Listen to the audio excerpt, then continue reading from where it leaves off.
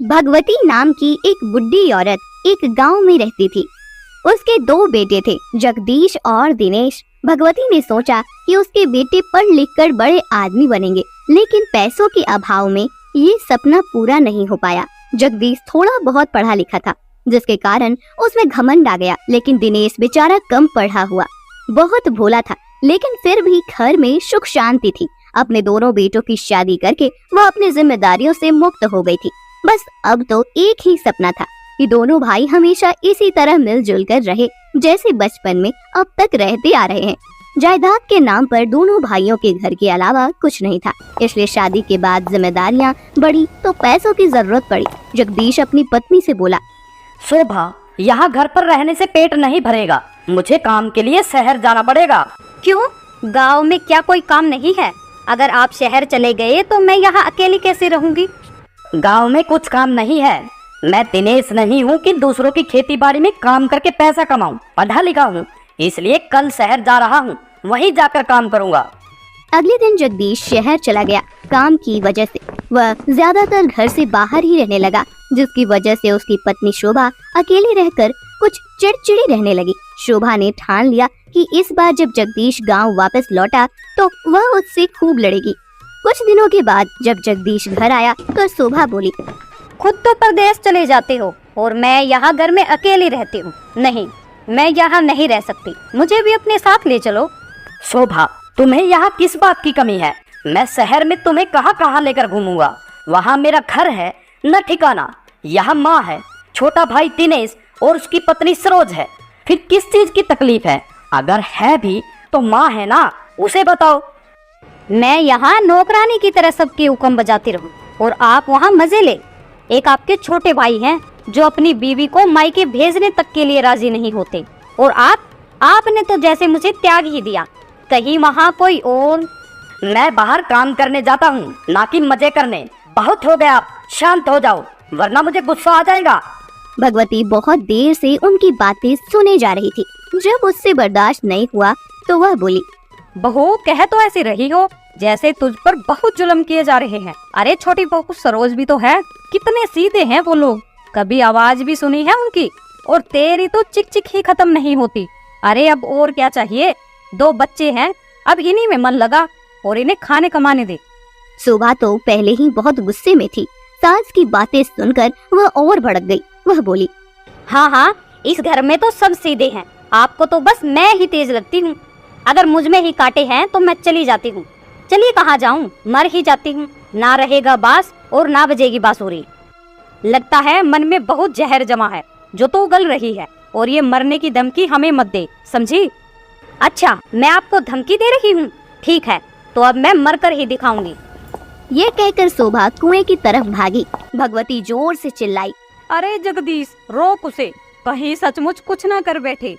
माँ, आप चिंता न करो, औरतों को तो नाटक दिखाने की आदत होती है। कहीं नहीं जाएगी, आ जाएगी। वो बस मुझे डराने की कोशिश कर रही है। मुझे तो लग रहा है कि आज वह सचमुच कुछ अनर्थ करने जा रही है। मुझसे तो बुढ़ापे में दौड़ा भी नहीं जाएगा। अरे दिनेश बेटा, सरोज बहू, जरा जल्दी बाहर आकर देखो, ये शोभा कहाँ जा रही है। जब तक सरोज और दिनेश शोभा के पीछे दौड़े, तब तक वह कुएं में छलांग लगा चुकी थी। उन्हें चिल्लाते हुए दौड़ते देख पूरा गांव उनके पीछे उमड़ कर पड़ा और उसे निकालने की कोशिश करने लगा। सबने तरह तरह से उसे निकालने की कोशिश करी, लेकिन जब तक उसे कुएं से बाहर निकाला तब तक गुस्सा उसका जीवन खत्म कर चुका था। कहानी खत्म हो चुकी थी। शोभा अपनी 1 साल की बेटी और 3 साल के बेटे को छोड़कर दुनिया से जा चुकी थी। जगदीश फूट फूट कर रोने लगा और बोला, ये तुमने अच्छा नहीं किया शोभा। भला इतनी सी बात पर कोई जान देता है क्या? तुमने अपने बच्चों के बारे में भी नहीं सोचा। तुम इतनी निर्दयी कैसे हो गई? लेकिन जो होना था वो हो चुका। कुछ समय बाद शोभा का अंतिम संस्कार हो गया और उसके बच्चे बिना माँ के रह गए। शोभा की नन्ही सी बेटी मानवी माँ के दूध के लिए मचल रही थी। बेटा चेतन, उसे तो लग रहा था जैसे कोई खेल हो रहा हो। कुछ दिनों बीत गए। एक दिन मोहित ने धीरे से सरोज के पास आकर पूछा, चाची, माँ मर गई है ना? अब मैं और मानवी माँ किसे कहेंगे? क्या माँ अब दोबारा वापस नहीं आएंगी? तेरी माँ मरी नहीं है बेटा, अभी तेरी माँ जिंदा है। मैं हूँ ना, आज से मैं ही तुम दोनों की माँ हूँ। मैं तुम दोनों को कभी माँ की कमी महसूस नहीं होने दूंगी। जी, आपको इन फूल जैसे बच्चों पर भी दया न आई। जेठ जी के बारे में नहीं तो कम से कम इन बच्चों के बारे में तो सोचा होता। अब कहाँ से लेकर आऊँ इनकी माँ? आप मेरे ऊपर इतनी बड़ी जिम्मेदारी सौंप कर कैसे जा सकती हो? लेकिन आप चिंता मत करना, आप नहीं तो क्या हुआ, आज से मैं इन बच्चों की माँ हूँ। ये सुनकर भगवती की आंखें भर आई। वह बोली, माँ बनना इतना आसान नहीं होता बहू। जब तेरी अपनी औलाद हो जाएगी ना, तब तुझे ये बच्चे बुरे दिखने लगेंगे। अपनी माँ तो अपनी माँ ही होती है। माँ जी, ऐसा कभी नहीं होगा। ये बच्चे किसके सहारे रहेंगे? भाई साहब तो 13वीं के बाद फिर से शहर चले जाएंगे। ऐसी स्थिति में तो मुझे ही इनकी माँ बनना पड़ेगा। सास बहू की बातें सुनकर दिनेश बोला, सरोज, अपने कंधों पर बड़ी कठिन जिम्मेदारी ली है तूने, इसलिए इस जिम्मेदारी को अच्छे से निभाना ताकि शोभा भाभी की आत्मा को शांति मिल सके। समय अपनी रफ्तार से गुजरता जा रहा था। सरोज ने भी अपने 2 बेटों को जन्म दिया। अब उसके सिर 4 बच्चों की जिम्मेदारी थी और 4 बच्चों की एक साथ परवरिश करना आसान काम नहीं था। सरोज, कौन कहेगा कि तू मोहित और मानवी की असली माँ नहीं है? हाँ माँ जी, अब तो मुझे भी नहीं लगता कि मैं सिर्फ 2 बच्चों की माँ हूँ। मेरे 2 बच्चे और हैं, इसलिए मैं 4 बच्चों की माँ हूँ। लेकिन जेठ जी को तो अब भी सिर्फ अपने 2 ही बच्चे नजर आते हैं। देखा ना, पिछली बार आए थे केवल 2 ही खिलौने लेकर आए थे। मेरे बच्चे उनका मुंह देखते रह गए, मगर उनको मेरे बच्चों का जरा भी ख्याल नहीं आया। तो दिल पर ना ले बहू, वो बचपन से ही ऐसा है, तभी तो उसकी शोभा से कम बनती थी। जब वो तेरे बच्चों में फर्क करता है तो तू भी कर। आखिर कब तक तू अपने बच्चों का मन मारती रहेगी? दिनेश और सरोज पहले जगदीश के बच्चों के बारे में सोच, फिर अपने बच्चों के बारे में। यूं ही दिन गुजर गए और बच्चे बड़े हो गए। और एक दिन वो भी आया कि जगदीश के बेटे मोहित की शादी आरती के साथ हो गई। भगवती आरती से बोली, अब तो मैं मर भी जाऊं तो मुझे कोई चिंता नहीं, बस एक बार मोहित के बेटे का मुंह देख लूं, उसके बाद चाहे मेरी आंखें बंद हो जाए। अरे मेरी प्यारी दादी, मैं तो ये कहता हूँ कि मेरे बेटे क्या, आप मेरे बेटे के बेटे को भी देख कर जाओ। कुछ दिन ऐसे ही हंसी खुशी बीत गए, लेकिन मोहित कई दिनों से देख रहा था कि उसकी माँ यानी कि उसकी चाची हर रोज खाना बना रही है। एक दिन मोहित ने आरती को टोका, अरे आरती, ये माँ क्यों खाना बना रही है? मैंने कल भी देखा था उन्हें, दोनों टाइम खाना बनाया था। खाना तो तुम भी बना सकती हो, तुम्हारे होते हुए माँ काम करे, मुझे जरा भी अच्छा नहीं लगता। ये क्या जी, पूरा दिन माँ के लिए चालीसा पढ़ते रहते हो, उनकी सारी बातें मानते हो। वो तुम्हारी माँ नहीं चाची है, और चाची चाची होती है। जब देखो माँ, माँ के सिवा कुछ और सोचता ही नहीं है। आरती, माँ हमको तो उस उम्र में छोड़कर चली गई थी जब हमें माँ का मतलब भी पता नहीं था। चाची ने ही हमें माँ बनकर पाला पोसा है, फिर उन्हें माँ क्यों ना कहूँ? आप बड़े भोले हैं, इसलिए उनकी चालाकी किसी को नजर नहीं आती। सोचा होगा माँ तो मर गई और बाप परदेश में है, एक बेटी है, उसकी भी शादी हो जाएगी और बचे आप, इसलिए उन लोगों ने ऐसे दाव खेले हैं जो आप उनके बनकर रहे, क्योंकि वो लोग आपके हिस्से की जमीन हथियाना चाहते हैं। आप उनके तो जमीन भी उनकी। बहुत हो गया, चुप हो जाओ आरती, मेरा सिर घूमा जा रहा है, पता नहीं तुम क्या अनाप शनाप पके जा रही हो। वह सोचने लगा, बहुत सोचा, रात भर सोचा।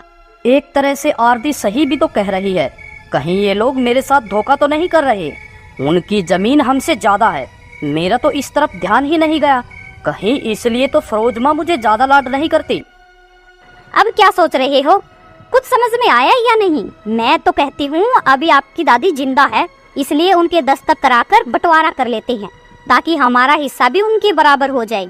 और ये माँ का राग अलपना बंद करो, माँ बनकर वो सिर्फ आपका हिस्सा हड़पना चाहती है। बरसों से एक माँ और बेटी का जो रिश्ता चलता रहा था, वह बेटी की बहू ने आकर झूठा साबित कर दिया। जो बात कभी मोहित के दिमाग में नहीं आई, उस बात का एहसास आरती ने मोहित को करा दिया कि वह माँ नहीं सिर्फ चाची है। मोहित के कई दिन इसी जद्दोजहद में निकल गए कि वह दादी से इस बारे में कैसे बात करे, और एक दिन हिम्मत करके वह इस बारे में बात करने दादी के पास पहुँच ही गया। वह दादी से बोला, दादी, आपसे कुछ बात करना चाहता हूँ। जरा ठहर जा, बैंड बाजे आते ही होंगे। दादी, ये क्या कह रही हो आप? हाँ, सही तो कह रही हूँ, क्योंकि तेरे बात करने के लिए मुझे बैंड बाजा बजवाना पड़ेगा। अरे जो कहना है कह, इसमें इतना सोचने की क्या बात है? दादी ये बताओ, ये जो हमारे घर की जमीन है ये किसके नाम है? हे भगवान, ये क्या पूछ रहा है तू? आज तक ये बात तेरे बाप और तेरे चाचा ने भी नहीं पूछी मुझसे। दादी हमें इस जगह के कागज पक्के करवा लेने चाहिए, का मतलब रजिस्ट्री। कोई कागज नहीं है जमीन के। पहले कहाँ कागज होते थे? तुम्हारे बाप दादा कई पीढ़ियों से इसमें रहते आ रहे हैं, उन्हें कभी पक्के पर्चे की जरूरत नहीं पड़ी, तो आज तुम्हें कैसे जरूरत आन पड़ी?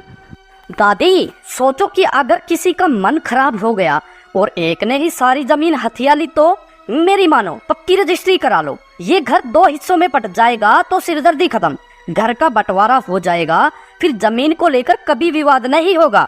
कल को आप ना रही तो क्या बंटवारा?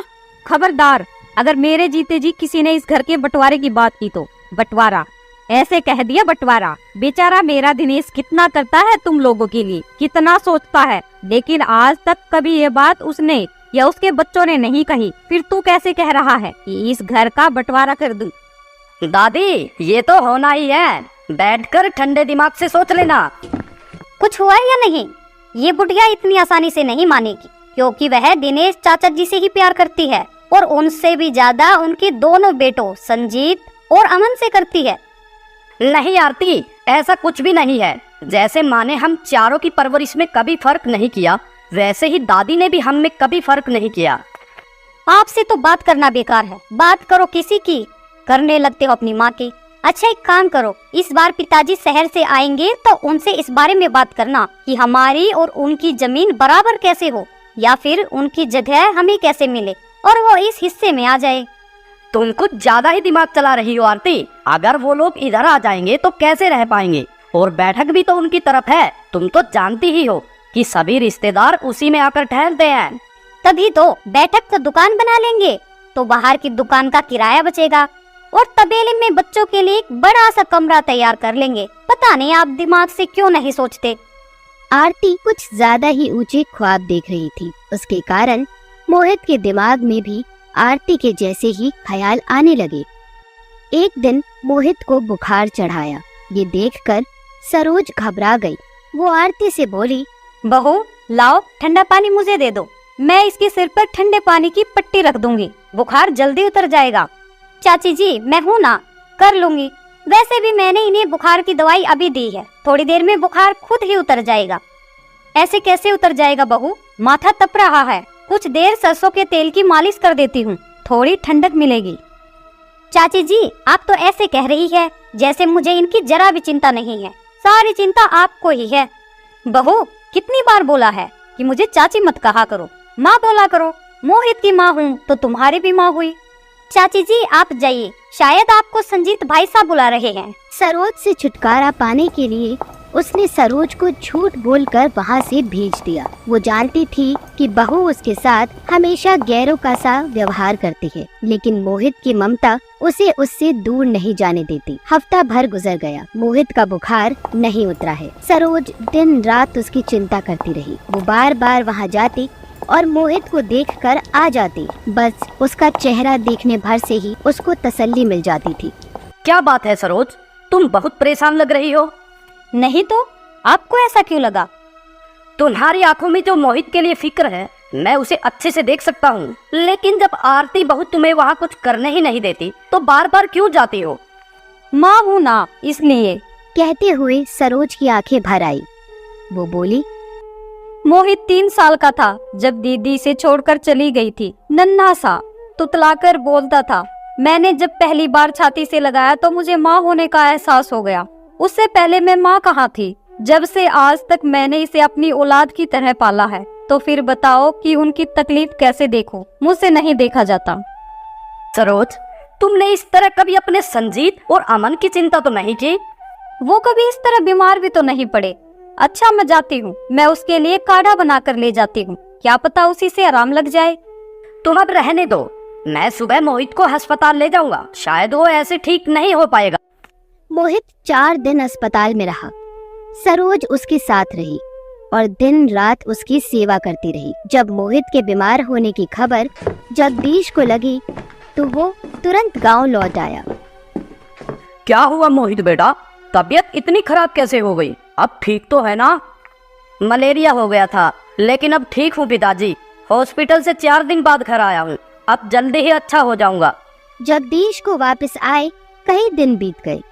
आरती के मन में भी खलबली मची हुई थी कि मोहित कब पिताजी से जमीन के बारे में बात करे। वो मोहित से बोली, लगता है आपके मुंह में दही जम गई है। 4 दिन हो गए, आपने पिताजी से कोई बात की? कर लूंगा, पिताजी कोई भागे नहीं जा रहे। आरती, सच बताऊं तो मेरी हिम्मत भी नहीं हो रही कुछ कहने की। ठीक है, तो चुपचाप बैठकर देखते रहो और यूं ही अपना हक किसी को दे दो। देख लेना, 3 साल हो गए, हमारी तो कोई औलाद हुई नहीं। एक दिन संजीत और अमन ही सारी विरासत के मालिक होंगे और हम दोनों उनके नौकर बनकर रहेंगे। इस बार आरती ने मोहित की सबसे ज्यादा दुखने वाली नस पर हाथ रख दिया, जिससे मोहित तिलमिला गया। अब चुप भी हो जाओ आरती। औलाद नहीं तो क्या हुआ, ऐसा तो नहीं कि कभी होगी ही नहीं।